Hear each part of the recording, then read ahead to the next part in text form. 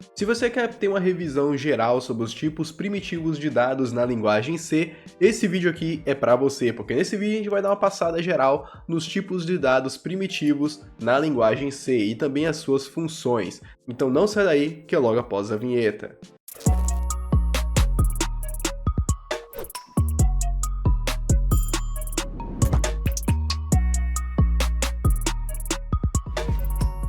Olá, seja bem-vindo ao Service Tech, seu canal de tecnologia e informação. Meu nome é Matheus e nesse vídeo nós vamos estar conferindo os tipos primitivos de dados na linguagem C. Lembrando que esse vídeo aqui é apenas um complemento, então se você assistir esse vídeo sozinho, você vai ver que ele não vai ter programação, né? Ele não vai ter código em si. Então para você ver um pouco de programação, você tem que assistir o último vídeo, né, na nossa playlist, os fundamentos da linguagem C. E no último vídeo a gente mostrou, né, como se declara variáveis e como manipula também variáveis em alguns casos bem simples, né? Como no caso a exibição de variáveis no printf. Então caso você queira conferir, né, sobre essa parte, eu vou estar deixando o card no canto superior direito e eu recomendo você dar uma passadinha lá para você conferir. E esse vídeo aqui é apenas um complemento àquele vídeo, dando uma passada geral nos tipos de dados primitivos, né, que são os dados que a gente está tratando no momento. Então eu fiz um slide aqui para ficar mais fácil da gente entender, né, e como você pode utilizar esses tipos de dados. Então vamos lá.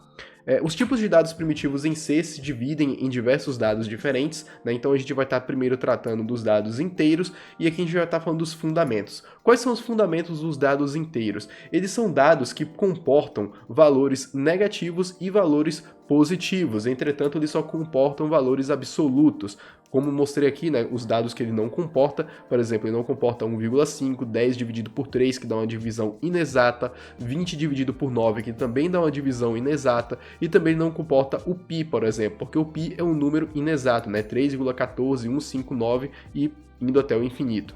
E também o número de Euler, por exemplo, né, que também é um número inexato, é 2.718 e também vai até o infinito. Então, para tipos não exatos, você não pode utilizar números inteiros, porque eles não comportam valores inexatos, apenas valores absolutos, né? E o especificador que você utiliza no inteiro é o %d. Sempre quando você for utilizar essas variáveis no scanf ou então no printf, você vai utilizar o especificador de formato %d, assim como foi demonstrado no último vídeo. Caso você tenha dúvida, novamente, dá uma passadinha lá, o card está no canto superior direito e também na descrição do vídeo para vocês. E aqui a gente tem também exemplos de uso que a gente pode estar utilizando números inteiros. Exemplos são bem simples, a gente pode utilizar eles para a idade, né? Como por exemplo eu coloquei aqui dois personagens de idades diferentes, que são valores absolutos. Contagem, né? Eu coloquei aqui um ábaco, mas pode ser contagem de qualquer coisa. Número de estudante, número de habitantes numa cidade, são valores absolutos, então você não tem como ter meio habitante, só você tem como ter uma pessoa por inteira, né, habitando aquele local daquela cidade. Estudantes, a mesma coisa, você tem um número de estudantes sempre fechado, nunca vai ter um número dividido, nunca vai ter um número fracionário. Então você sempre vai ter uma contagem de itens absoluta. Sempre quando você tiver uma contagem de itens assim, vai ser um número, como por exemplo um supermercado, né, que tem diversos itens diferentes, como sei lá, 20 pacotes de arroz, sempre vai ser 20 pacotes de arroz ou um outro número inteiro, não vai ser 20,2 pacotes de arroz. Você não vende a metade, né? A não ser que você vai vender arroz no quilo. Mas enfim, né? Sei lá, uma concessionária que tem 10 carros, então, e por aí vai. Mesma coisa com os dias, né? Se a gente for fazer a contagem de dias, os dias são valores absolutos. Então, quando a gente for expressar dias, a gente vai utilizar valores inteiros. Assim como a gente vai expressar anos e também quando a gente for expressar semanas. Sempre quando a gente for contar em valores inteiros. Lembrando que a data em si, né, com dia, mês e ano, não é um valor inteiro. Isso daí é uma estrutura de dados que a gente vai tratar muito à frente, né, nas aulas mais à frente, que é no caso as structs. Né, mas no caso os dias ou anos ou valores soltos assim, são valores inteiros, né, que você pode estar utilizando. E para você expressar valores flutuantes, né, valores que precisam de números decimais, você pode utilizar os pontos flutuantes. A gente tem um exemplo aqui do float, que ele é um tipo de dado de ponto flutuante, e aqui a gente tem a base do float, né, que no caso ele comporta números inteiros e também números com pontos flutuantes. Entretanto, quando você for colocar um número absoluto, um número inteiro, né, como por exemplo 1 ou 0, ele vai ser exibido da forma 1.00000. Então, ele vai ser colocado um valor inteiro, só que ele vai ser exibido com várias casas decimais. Então, ele vai ser interpretado como um ponto flutuante. Inclusive, ele também vai consumir mais memória, assim como um ponto flutuante. Então, a minha dica é, se você vai colocar um número que que não precisa ser um ponto flutuante, pode ser um valor completo, né, um valor inteiro, coloca como inteiro porque você vai estar utilizando memória e processamento do computador nesse processo. E o float, né, ele também comporta valores negativos, né, então a gente pode colocar menos 1.5, menos 2, menos 3 e menos 4, e valores positivos também, né, inexatos, como 2.2, 3.45, aquelas frações que eu mostrei anteriormente nos inteiros, né, que são essas frações aqui, ó. Essas frações aqui a gente pode colocar lá, né, porque são valores inexatos. E também a gente pode colocar outros números, né, como por exemplo o π, que é 3,14159, indo até o infinito. Claro que o ponto flutuante, né, o float, ele vai armazenar até o máximo que ele armazena. Passando a quantidade máxima de valor que ele consegue armazenar, ele não vai armazenar mais casas decimais do π, ele vai só chegar até o máximo e parar. E um ponto importante é que ele pode ter suas casas decimais limitadas no printf. Eu cortei o slide aqui, né, mas é um printf em x números, utilizando esse especificador de formato modificado, né, que é o mesmo que a gente colocou aqui, só que com x, e esse x você vai trocar pelos números que você quer colocar, né, então se você quer colocar duas casas decimais, né, o padrão que ele exibe é 6, você pode colocar %2f, que ele só vai colocar duas casas decimais. Eu mostrei isso no último vídeo, então é só você voltar lá para você conferir. E os pontos flutuantes podem ser utilizados para salário, para peso, né, que são valores inexatos, né, o peso de uma coisa ela pode pesar, sei lá, 10,3 quilos ou 10 quilos e 352 gramas, então é algo inexato o peso de um objeto. Mesma coisa do salário, né, o salário de uma pessoa pode ser maior, o salário de outra pessoa pode ser menor, e o salário nunca é um valor exato, né, você consegue ganhar, sei lá, R$ 1.518, que é mais ou menos o salário mínimo atualmente. Mas se você tiver um outro emprego que você ganha um adicional por comissão no seu salário, o salário pode ser um número inexato, até mesmo na faixa dos centavos. Então o salário é algo inexato, por isso que é calculado com pontos flutuantes, como o float ou double, que é o próximo ponto que eu vou mostrar. E também a altura de um objeto. Então a altura é também um ponto inexato. Eu posso ter um prédio que tem uma altura exata ou um prédio que tem uma altura inexata. A mesma coisa uma pessoa, né? Tem pessoas que medem 1,70, né? 1,70 já é um número inexato porque é 1,70, né? 1,70 m. Ou então eu posso também pegar um outro valor inexato, como 1,75, 1,82, então por aí vai. E aqui a gente também tem o double, que é outro ponto flutuante que comporta mais números que o float. O especificador de formato dele é %LF, o que ele comporta é basicamente a mesma coisa, né, números de pontos flutuantes, e aqui o seu ponto importante é basicamente a mesma coisa que o float. A diferença dele é que ele é maior que o float, né, ele tem um armazenamento de valores maior que o float, e ele também, né, pode ter suas casas limitadas no printf em x números utilizando %XLF, onde que você substitui o x pela quantidade de números que você quer limitar nas casas decimais, como eu demonstrei no último vídeo. E aqui no double a gente também tem os mesmos exemplos, né, o double pode ser utilizado para peso, para altura, e aqui eu coloquei um outro exemplo só para diferenciar, que é o saldo bancário, né, diferente do salário, mas basicamente os valores são a mesma coisa. Passando agora para o char, que é o tipo de dado de caractere. Quais são os fundamentos dele? Ele comporta um único caractere, ele comporta somente um caractere. Então se você vai colocar uma letra A, ou um A minúsculo, ou um B, ou um 5, ou 1%, ou um asterisco, ou um mais, ou qualquer outro caractere do teclado, ele só vai comportar 1. Você deve colocar entre 2 apóstrofos e aí você coloca o caractere que você quer. Ele utiliza o especificador de formato %C.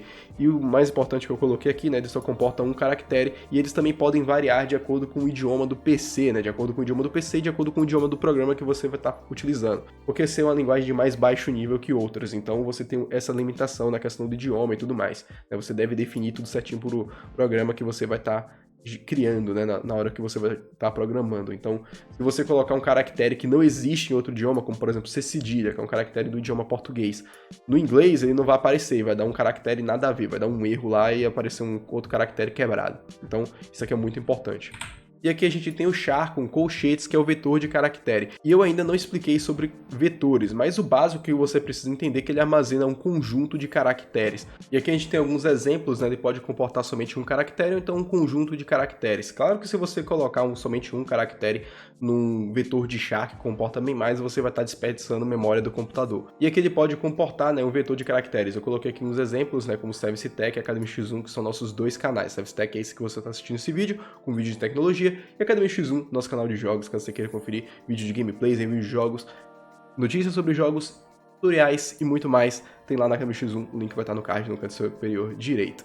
Mas enfim, voltando ao tema do vídeo, né, ele pode comportar um conjunto de caracteres, o especificador de formato dele é %s, diferente do outro que é %c, e ele também pode conter até o tamanho máximo definido no vetor. Aqui a gente tem o char, né, que é o tipo de variável, o nome, que é o nome do vetor, e aqui a gente tem 10 entre colchetes, que é o tamanho máximo que ele pode comportar, são 10 caracteres, então aqui cabe 10 caracteres dentro de nome, né, o nome pode comportar 10 caracteres. Não significa que você precisa preencher todos. Você pode colocar um nome curto como Ana, e aí não precisa preencher todos. Mas aí se você for escrever um nome, você só pode utilizar 10 letras. Então, esse aqui é um exemplo, né? Eu também demonstrei esse exemplo no último vídeo. Lembrando que em C a gente tem que definir, né, diferente de outras linguagens, como Java e entre diversas outras, aqui não, em C você tem que definir o tamanho máximo. E passando agora, a gente tem um tipo que eu não mostrei no último vídeo, que é o bool, ou seja, o booleano. O booleano pode assumir somente valores antagônicos, ou seja, verdadeiro ou falso, ou 1 ou 0, né, 1 sendo verdadeiro e 0 sendo falso. Olha só, ele só pode assumir um estado, e você deve utilizar a biblioteca, né, de booleano, que é essa daqui, hashtag include stdbool.h, né, e você tem que colocar essa biblioteca aqui. E o especificador de formato dele é %d. Eu não demonstrei o booleano no último vídeo, porque você tinha que incluir uma biblioteca diferente, e também porque ele é utilizado em estruturas condicionais, então isso aqui já fica um spoiler dos próximos vídeos, que eu vou mostrar, né, como você pode utilizar esse tipo de dado nas estruturas condicionais. Mas aí já fica o spoiler para vocês, né, dos próximos vídeos. E os exemplos de uso do booleano são meio que bem simples para passar por aqui, porque vai ter que ter um vídeo específico para ele, que vai ser na parte de estrutura condicional, né, que a gente vai tratar melhor sobre ele. O básico dele, né, você pode utilizar nos seguintes exemplos, que no caso são exemplos de condições, né, que você verifica se algo é verdadeiro ou falso, né, que a gente também é a mesma coisa que eu coloquei aqui, né, na questão da verificação, se é verdadeiro ou falso, mas a condição pode ser o seguinte, vamos supor, essa personagem aqui, a lâmpada queimou? Sim ou não? Sim, essa lâmpada aqui está queimada. Então eu faço o quê? Eu reposiciono uma nova lâmpada no local, né? Eu troco a lâmpada. Então se a lâmpada queimou, eu vou trocar por uma nova lâmpada. Então são valores de lógica, né? A gente pode utilizar eles na parte de lógica para fazer uma estrutura condicional e assim traçar um caminho de lógica de operação. Então o booleano é principalmente utilizado nessas partes, que também é a base da fundamentação matemática, né, dos computadores, né, que tudo opera por valores booleanos, pelo menos os computadores tradicionais, diferentes dos computadores quânticos. E aqui a gente tem um último ponto importante, que é o modificador unsigned. Esse modificador aqui, ele faz o seguinte: se você tem um número que vai ser somente positivo, né, se você quer ter o máximo de capacidade de um número inteiro, que vai ser somente positivo, não faz sentido você colocar ele da maneira padrão, porque aí você vai ter ele indo de 0 até o máximo positivo dele e também indo de 0 até o máximo negativo. Se você colocar o unsigned antes do int, né, igual eu coloquei aqui, ó, unsigned int dias, quer dizer que esse inteiro de dias pode ir até o máximo positivo mais a quantidade total do máximo negativo. Então eu vou estar dobrando a capacidade dele. Claro que esse exemplo aqui de dias é um exemplo muito simples, mas eu acho que vocês entenderam, né, nesse aspecto. Então assim, eu posso dobrar a faixa de valores dele. Olha só o que eu escrevi aqui para vocês. Unsigned diz que um número inteiro, por exemplo, só pode ser 0 ou positivo, dobrando a faixa de valores positivos que ele pode armazenar em comparação com sua versão padrão. Ou seja, sempre que você colocar unsigned no inteiro, né, ou outras variações de inteiro, como long, short e afins, você vai estar dobrando a capacidade positiva dele, porque não vai ter desperdício, né, entre aspas, desperdício com valores negativos, porque você não vai precisar de valores negativos, então você pode colocar toda aquela capacidade nos valores positivos.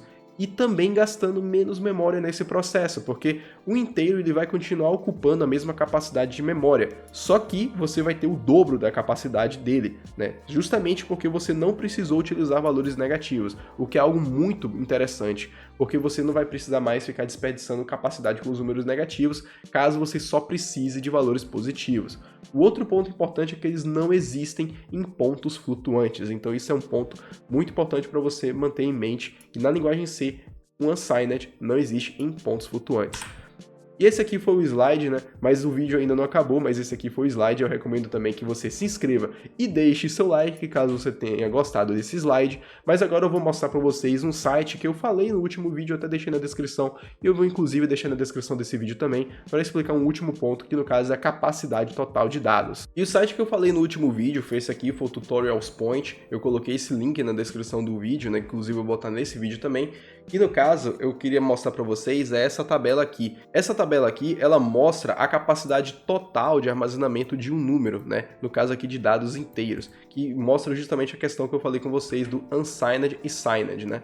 Então olha só, eu tenho aqui um inteiro, que foi o dado que a gente tratou, ele pode ocupar 2 ou 4 bytes, porque vai depender da arquitetura, né? Então olha só, pegando essa parte aqui, essa parte de valores de 4 bytes, né, que a gente vai ter que pegar essa parte aqui da frente, o inteiro ele pode assumir valores negativos de mais de 2 bilhões e também valores positivos de mais de 2 bilhões. Porém, se eu pegar o unsigned do inteiro, eu consigo assumir, né, com os mesmos 4 bytes, sem gastar mais memória, valores acima de 4 bilhões positivos. Então, cara, é muito armazenamento. Sério. E se você for pegar outras variáveis como o long, né, que o long ele consegue armazenar bem mais do que o inteiro, com os 8 bytes ele consegue armazenar esse número gigantesco aqui. Mas quando você utiliza o unsigned, você dobra essa capacidade para esse número gigantesco aqui, que eu não vou nem me arriscar lendo, porque eu provavelmente vou errar como pronunciar esse negócio. Mas, cara, é muito grande. Mesma coisa se a gente for utilizar o short, né? Eu não mostrei esse tipo de dado para vocês porque ele armazena números muito pequenos, né? Mas ele consegue armazenar um pouquinho mais de menos 32 mil negativo e também um pouquinho mais de 32 mil positivo. Essa variação de um número aqui, ó, que você tá vendo, é por conta do zero, tá? Então no negativo a gente tem um número a mais, por conta que no positivo tem que incluir também os zeros.